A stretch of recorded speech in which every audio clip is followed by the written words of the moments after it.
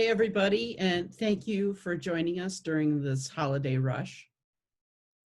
I'm Marcia Ledford, and I'm the founder of Political Theology Matters.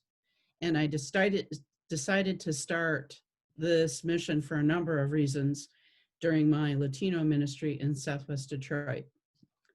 We as progressive Christians need to be much more vocal in the public square to advocate for social justice. But many Christians think we cannot do this because of this ideal of the separation of church and state. As a matter of fact, some people think it's actually written in the Constitution. It is not. Now, for sure, there are limitations on some things that 501c3 charities like churches can and cannot do. But generally, we as individuals have a broad range of rights afforded to us through the First Amendment. Rights of free speech and free exercise of religion, and gathering, assembling, and petitioning the government for the redress of grievances.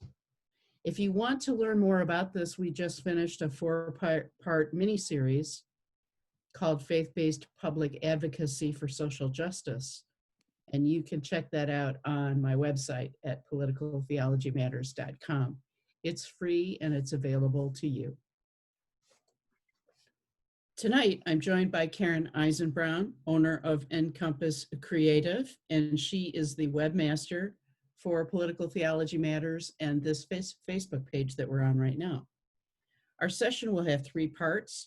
First, Karen brings her social media savvy to this presentation, and she's going to explain to us why Twitter is such a great medium for faith-based advocates like us, because it has good reach to elected officials as well as journalists.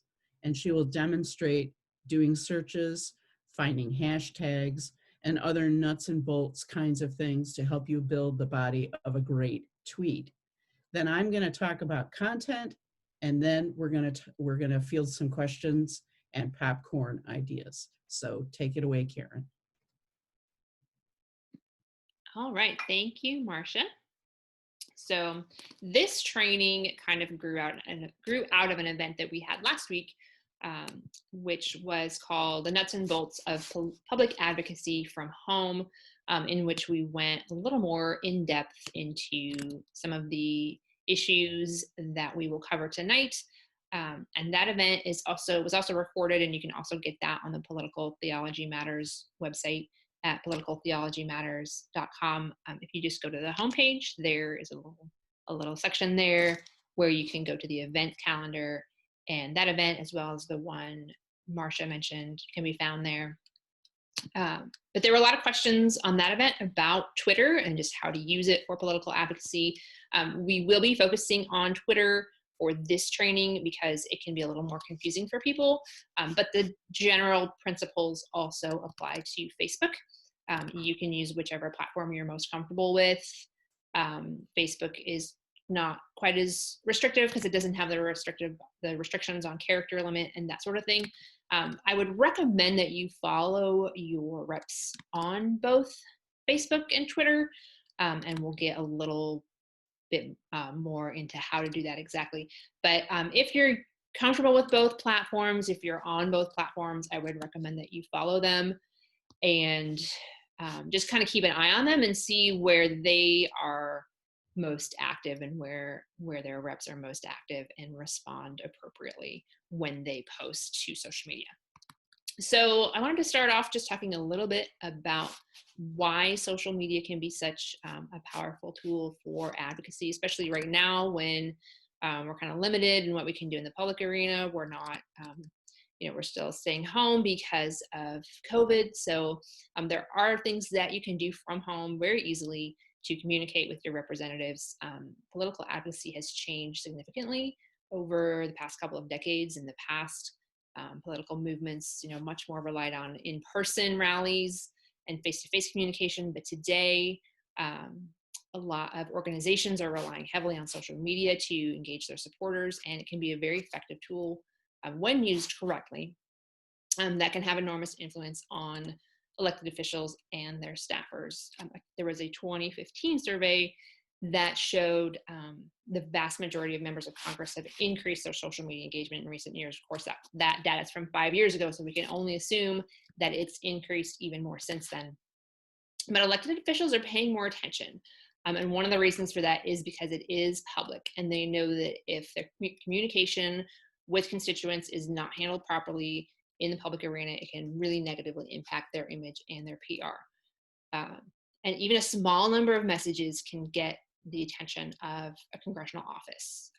Staffers who were surveyed said that 80% of them said that fewer than 30 responses to a social media post can get their attention, and 1/3 said that it would only take 10 or fewer posts on social media to cause a congressional office to pay attention to the public feedback. So most Americans think you have to be a part of a special interest group or involved in a big campaign to really get your voice heard by Congress. But what we're seeing on social media is that really just a couple of dozen people can make a difference by weighing in and voicing their opinions. And your communication matters no matter what form it takes. If you take the time to participate and communicate with your elected officials, your voice will be heard. And social media is just a different way to do that than we've maybe been used to in the past.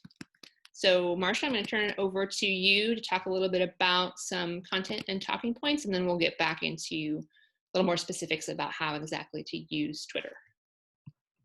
Okay, that's great. Thank you. So when Karen told me this statistic, like as few as 10 tweets or responses to a politician's post can make a difference, I was really surprised by that. That is, that's noteworthy, and we should always have that in the back of our minds that, no, just little old me, I can't make a difference. But yeah, we get 10 of us little old me's, and it makes a difference. So I'm going to talk about content with respect to COVID. We chose this topic because it is so pressing at the moment. The country desperately needs another COVID stimulus package, and apparently we are very close.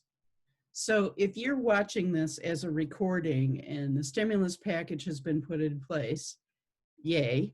I'm sorry about that, but you can still use the methods, the tips, and suggestions just as well with any topic that is important to you that you want to address with your elected official. It doesn't have to just be COVID.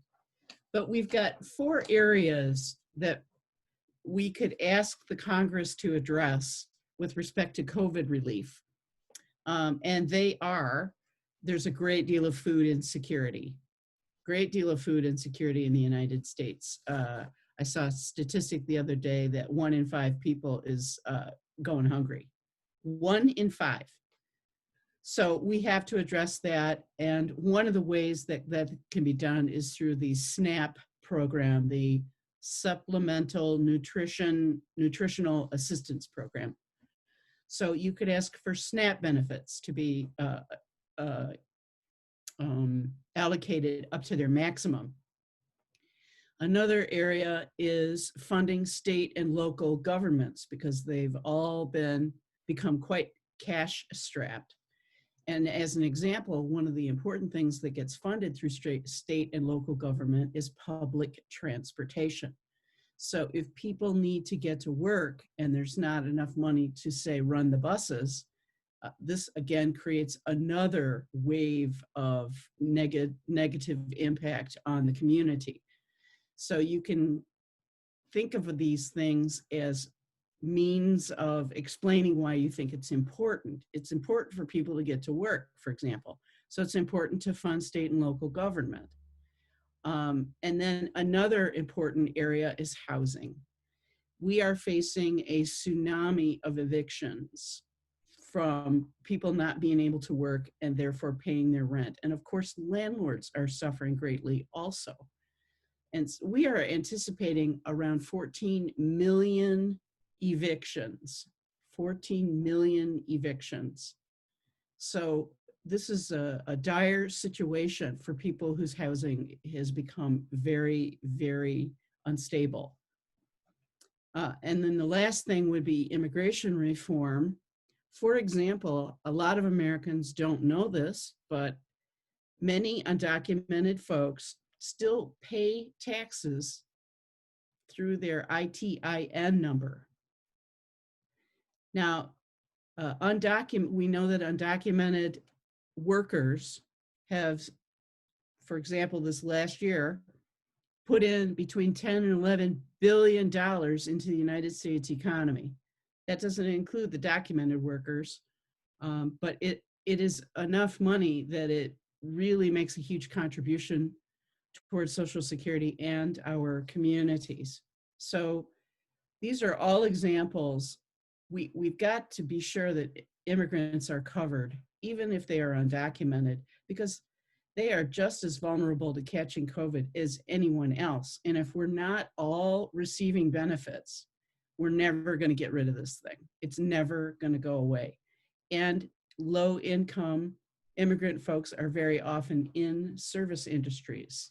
So keep that in mind as you're writing these things out. These are all very, very helpful, well-reasoned arguments that you can make to encourage your congressman or woman or senator to support the bill. Okay, now, what if you live in a district like I do, where all of my representatives are Democrats? And so they're doing what I want them to do for the most part. Does it make a difference? It absolutely does, because they keep statistics on everybody that contacts them and whether they are pro or con on a particular issue. And they rely on this information. So by all means, contact your representatives, even if you share the same party. So that's what I had on content, I think. Did I remember stuff? Did I get everything? I think so. I think so. All right, go for it. Okay, so let's look at some of the mechanics and how do you actually do this. If you're not super comfortable using Twitter, we'll kind of walk you through that. But before we get to that, I want to talk about how do you find your reps. If you don't know who your rep is, a really great resource is commoncause.org. And I am going to see if I can share my screen here.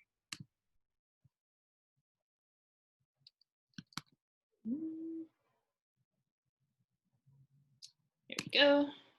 Share my browser.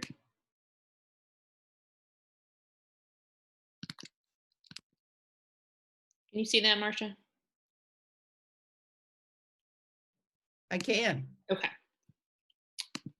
So this is Common Cause. So I put in my address and it's going to show me everybody from the current president all the way down to state and local reps. And I just moved, so I don't even know who a lot of these people are yet. But I'm in Missouri. So my senators here are Josh Hawley and Roy Blunt. And it'll show you right here. If they're on Facebook, if they're on Twitter, it will link you to their accounts. Some of them even have YouTube. And so if I just click right there, we'll take Roy Blunt here and go right to his Twitter profile. Or if you're on Twitter, you can just search, if you know who your rep is, you can just search for them by name. Oh, okay. So you just start typing it in the search box. Yeah, just type it in the search box. You can see, here's Roy Blunt right here. He has two. A lot of elected officials will have two. One of them will usually be their official account, and then one might be another account that's used by their, it might have been a campaign account for when they were running.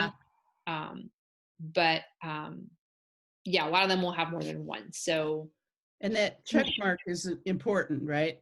Check mark is important. The check mark means that they're verified and they are who they say they are. Okay. So I'm not following this one. This one looks like his, looks like a campaign account. Mm-hmm. Other one that was linked on Common Cause, that's his official account right here. I'm already following him.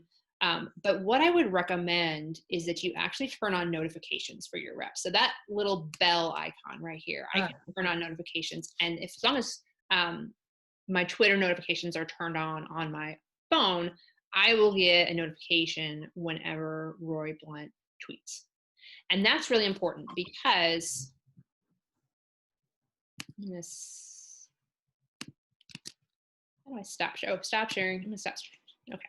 So that's really important because you want to reply to their Facebook posts or their tweets when they post about a particular issue.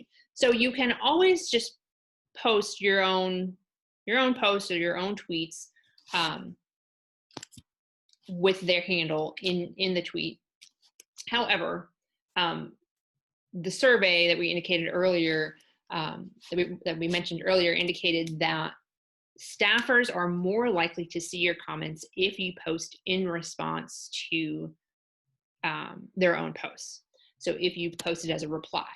And basically, generally what they do is they will monitor that post for maybe about 24 hours. Oh, okay. And then after that point, they might be less likely to monitor it and see your responses. So if you turn on those notifications and you see, hey, my representative just tweeted something about COVID relief, I want to weigh in on that. Try to do that pretty quickly. Try to do that within a couple of hours if possible, but definitely within 24 hours, and they will be more likely to see it. Plus, it will group it, together on that comment with comments from other people. And Right. as we mentioned earlier, if it only takes 10 tweets to get their attention, if you and 9 other people comment on that in support of something specific, whether it's COVID relief or a different topic, they'll all be grouped together, and so that will make that a little bit even stronger when all those opinions are in one place. But keep it on topic. If your rep posts about something else entirely not related to COVID relief and you reply trying to get their attention about COVID relief, it's not going to have the same effect. You definitely want to stay on topic. You want it to be relevant. Right. So try to, again, try to respond quickly and turn on your tweet notifications. Tweets are limited to 280 characters, including spaces, so you have to be pretty succinct. But if you're replying to their tweet, it saves a little bit of space. Mm-hmm. You don't have to, I'm pretty sure if you just reply, it's not going to include their handle in the tweet. It'll just show up as a comment. So you're going to save a little bit of your character count that way. But if you send a tweet, your handle characters do count towards the Correct. 280. So if let me share my screen again.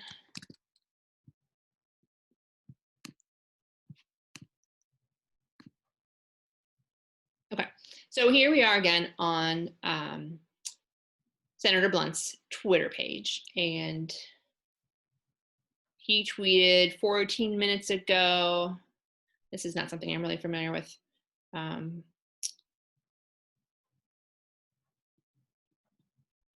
Something about flooding. Let's find. So here he's talking about COVID tests. 13 people have replied to this. I can just click on the little comment icon and I can put a reply right there. If I want to see what other people have commented, I can open up that tweet and see the other responses here. But if I just wanted to tweet at him, separate from anything that he's posted, what I would do is take his handle right there, which is Roy Blunt. That's going to count towards my character limit. If you see this little indicator right here, this kind of monitors your character count. So if I wanted to take one of these tweets that we have about COVID relief, and here's one I drafted that has his name in it right there. You can see that blue circle is filled in a lot more now. So I'm getting close to the character limit, but I'm still within the 280 character limit. So you will notice that I put a period right here. So if I wanted to just tweet at Roy Blunt and not have it appear in the feed for other people to see, I could just do it this way. if I put a period there, that will cause it to also show up in the feed for people who follow me so other people can see it. I'm also using a couple hashtags: stimulus bill, COVID relief. We do have a list of hashtags that we put together here for COVID relief. We can put that in the Facebook event with some of the other resource links. But as far as hashtags go, we had some questions about how do you find them? How do you know which ones to use? Can you create your own? So the whole point of hashtags is to kind of group tweets together so that someone who clicks on that hashtag, and it does become a clickable link, someone who clicks on it will be able to see other related hashtags that use, or other posts that use the same hashtags. So it's not typically a good idea to create your own if nobody else is using it. If somebody clicks on it, they're not going to see any other related tweets. But as you start typing, you'll notice some different suggestions pop up. So these are some hashtags that other people have used in their tweets, and you can kind of choose from this list. Or you can also always go back to the search bar and start typing your hashtag.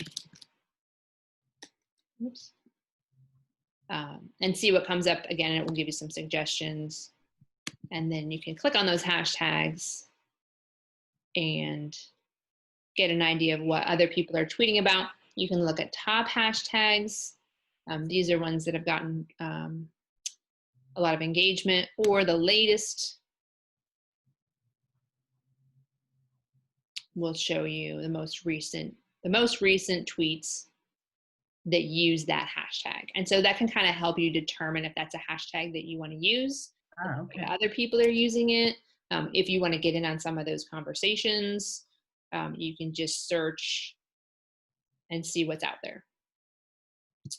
Another thing I wanted to mention is that it's going to be most effective if you communicate with your own reps. They want to hear from their own constituents. Let them know you're a constituent. Obviously a lot of us want to tweet at Mitch McConnell and tell him what we think, or, other representatives who don't represent where we live, but they're going to be most interested in hearing from the people that they actually represent. So let them know when you leave a comment on a Facebook post, or and on Facebook it will actually give you a little icon if you have your if your address is in there and it knows where you live and who your representatives are. It'll show a little icon next to your name that indicates that you are a constituent. But on Twitter it won't. So just let them know, I am one of your constituents. Mm-hmm. Try to use relevant hashtags that other people are using. And personalize your message whenever possible. It's always great, if you have a script that you can follow. We have some examples that we'll put in the Facebook event. But if you can add a personal touch, a personal story, again, it's a little challenging on Twitter because there's that 280 character limit. But if you can add a personal touch, it will really make it stand out among a bunch of tweets that just follow the same script. And then just a final note, be civil. Twitter can really bring out the worst in people.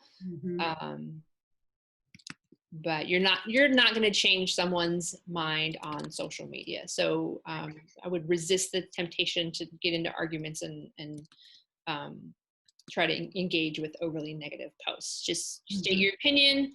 Let them know you're a constituent and you are for or against whatever the cause is, and that will get a check mark by their staffers on that issue, and your opinion will be counted.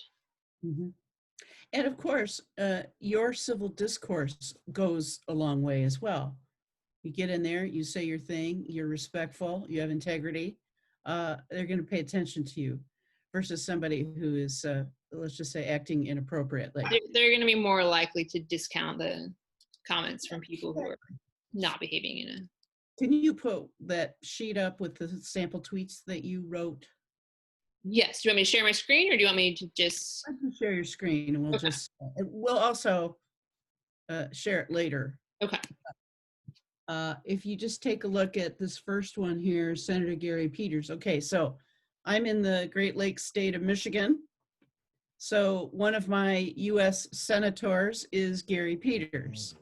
So here's a sample tweet that I sent to him. And it's very short and sweet. Families need pandemic relief for COVID-19. Those are two good hashtags to use for this. Notice the period in front of @Senator Gary Peters. So it's not just going to him. I'm sending this out to anybody that's following me as well. Correct. And then I go right to it. We need housing and food assistance. Ensure hashtag relief for families is inclusive of immigrants. So this is not very long, but it gets right to the point. And that's what a tweet needs to do for these purposes. You do this, you have your good hashtags, you're succinct, you're respectful, and they're going to listen to you. And if you're responding to a post that is already on topic, you don't necessarily need to use the hashtags. Right. Because they might already be using a hashtag in the original post, or they're already talking about that, so you don't necessarily need to draw attention to it. Yeah, it's implied if you're responding. So we're almost at the bottom of the hour here. I can't believe it went so fast. It did go fast. Pardon? It did. Yeah. Okay. So does anybody out there have a question?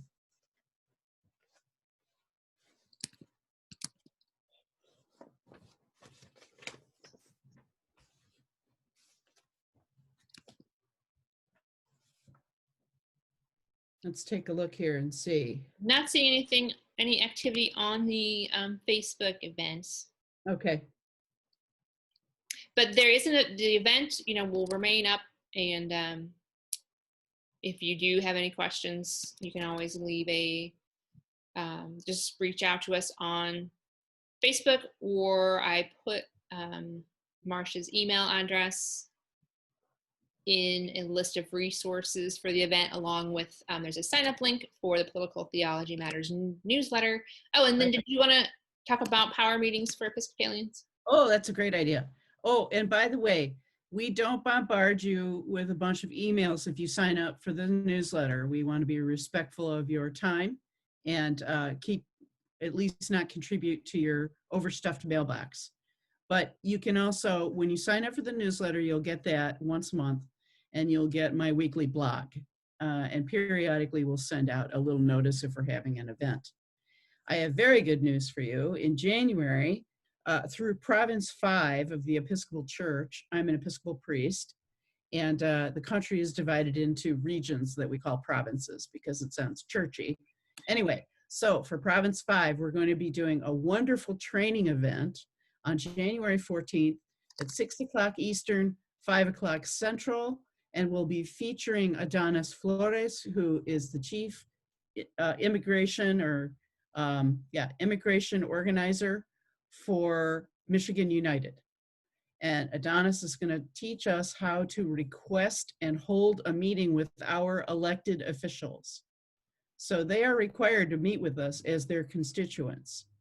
But I think a lot of people feel intimidated by that. And so Adonis is going to go through a step-by-step process, how to request the meeting, set it, how to have it, what to say, how to deliver your ask. In other words, what it is that you want the person, your representative, to do, and how to tell compelling stories that will help move the needle, as it were.